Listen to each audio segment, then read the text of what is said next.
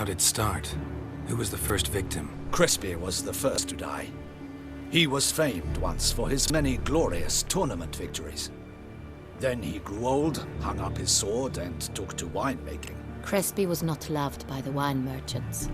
He was ruthless in business and thought to cheat many a time. He asked us for a dispensation from all court ceremonies. We did not grant it. We could not. Once you've taken the oath of a knight, you remain a knight till death. How'd he die? Where'd they find the body? Quite unusual, the circumstance. He was at a feast when suddenly one of his fellow feastgoers noticed he was missing. The town watch found him an hour later. On his hands and knees, propped against the town pillory, his sword hanging from his neck. He had died of wounds inflicted with claws, not a weapon. Blows of great force. So he died suddenly, but the body was on its knees, meaning someone posed it. So it seems. Second murder. Tell me what you know. In the city there are certain nooks. No one reasonable ventures there after dark.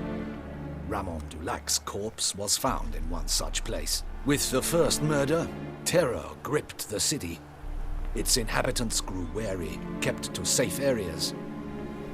Consequently, news of the second victim came to us from a group of concerned cut-purses. Criminals fear the beast?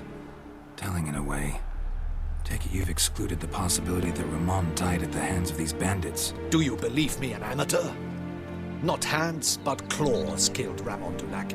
The wound was deep, clean. His body was found in the gutter, dressed in nightshirt and cap, a pillow placed under his head, and his sword replaced by a bed warmer. Ramon Dulac, a knight who but a dozen years past was an advisor to our father, the Duke. Someone went to a lot of trouble to make him look ridiculous. Maybe revenge was the motive. It's not out of the question. Dulac had shady dealings with the criminal underworld, but no one ever came forth with concrete proof of any misdoings. So, first two victims were knights, best years behind them. The same could be said of the third. Sir Delacroix was wont to claim that in modern times knights face new challenges, enterprise being the latest addition to the chivalric virtues. He made a veritable fortune in the grain trade. Palmerin even nicknamed him Sir de la Stinchi. Found a coin pouch on his body.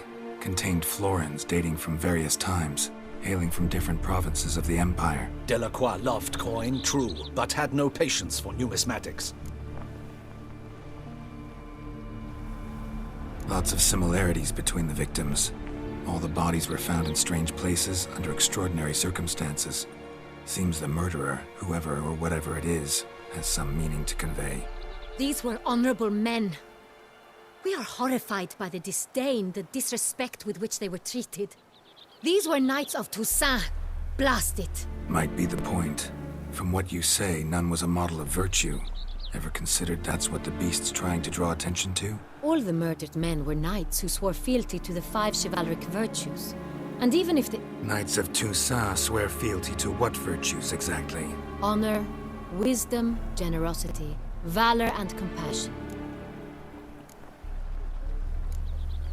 5 virtues. Why are they so important to your knights? Strange question. Your Grace, forgive me. I'm a foreigner trying to understand another land's customs. You are forgiven. According to legend, the virtues we cultivate were bestowed upon us by the Lady of the Lake. How we truly came to espouse them, none remember. In Toussaint, we believe men of low birth should be simple-hearted and obedient. We expect much more, however, of our knights. They are to be soldiers and courtiers, lords and servants. Thus, the need for clear moral guidelines. At the time of his dubbing, a knight vows to demonstrate throughout his life honor, wisdom. Beast seems to be pointing up moral decay, denouncing it. Victims were all humiliated. Might have been murdered to emphasize their lack of specific chivalric virtues. Honor compromised by the pillory. Wisdom by ridicule. Generosity by a coin pouch shoved down a throat. It seems to fit, true, though not perfectly. Can't discount the theory if it's on the lips of everyone in town. Say our reasoning's right. Next murder will be just as showy and denounce the victim's lack of the fourth virtue, valor. We can also assume that victim will be an elder knight. Let's think. At the moment, all the knights are either at the tourney grounds or in the palace gardens. Our annual hare hunt shall begin there shortly. Have you heard of the custom? Milton mentioned something. Seemed excited to prance around in a bunny costume. Not sure why. Hang on. Strange circumstances. A knight advanced in years. The famed cowardice of rabbits. Could it be that simple? Is Milton de Peyrac-Peyren the next victim? Milton also knew Delacroix. Told me so down by the river. Damien! To miss something so obvious. De Peyrac-Peyren, Crespi, Delacroix, and Delac formed a knightly team. It was years ago, but... They were a team? They were close friends, tightly knit, and as such earned the trust of our father, the Duke. We often witnessed him turn to them with delicate matters. Later, their paths diverged. Unlikely to be a coincidence. Beast must know it too. It's a lead, I'm sure. Your Grace, we need to find Milton, immediately. Rather problematic. You see, the garden entertainments are due to start, and he's disguised as the hare, hiding somewhere, waiting for some tipsy courtiers to find him. The hare's hiding place is a carefully guarded secret. We must call off the game, at once. First and foremost, we must remain calm. Damien, order the garden searched immediately, but discreetly. By no means can we disrupt the festivities. Panic will only incite the beast to strike sooner. And you, Witcher, follow me. My gardens, my night, I shall take the fall. A murder is out of the question. I will not allow it. Not near my palace. Horses? Ready our horses!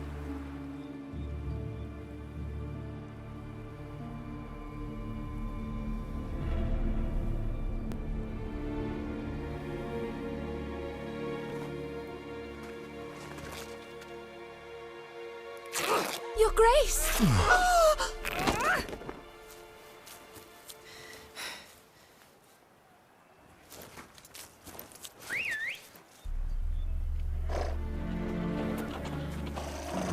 What the hell?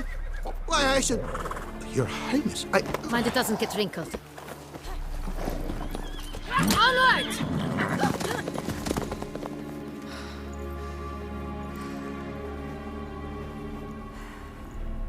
Hey! That is silk! Be careful! Give it to me!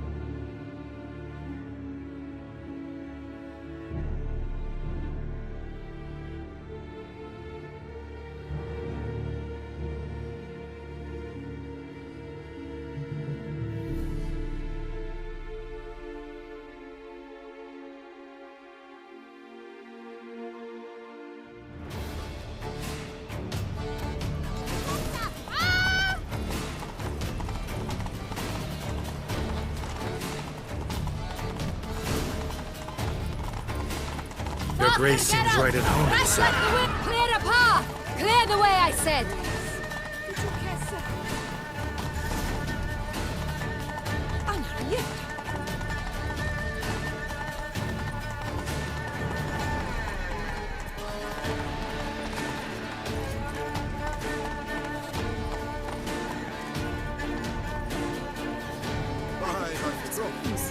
A Witcher! It's here! Just Just round the corner! Hurry! We must go to where the game is being held. The participants must find a unicorn's horn, a golden fish, and a phoenix egg. With these in hand, they can deduce where the hare, Milton, hides. Mean we need to find those things too? We've no other option, but time is of the essence, so we shall have to break the rules.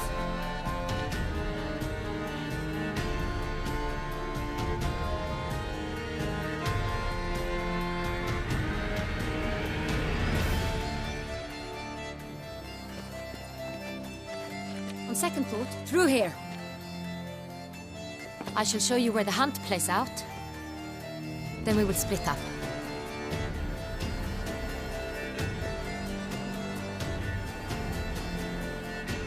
You will get hold of the unicorn horn and the golden fish,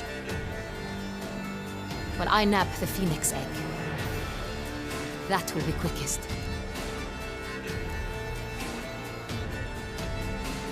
Golden Please, Geralt. It's not a real fish.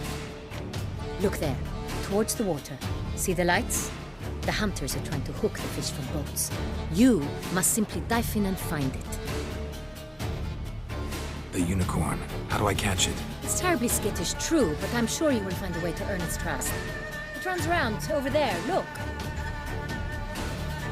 The golden fish and the horn both contain things or clues that will help us find Milton. Once you have fish and horn, find me among the other Phoenix Egg hunters. All clear? Then let's get to it.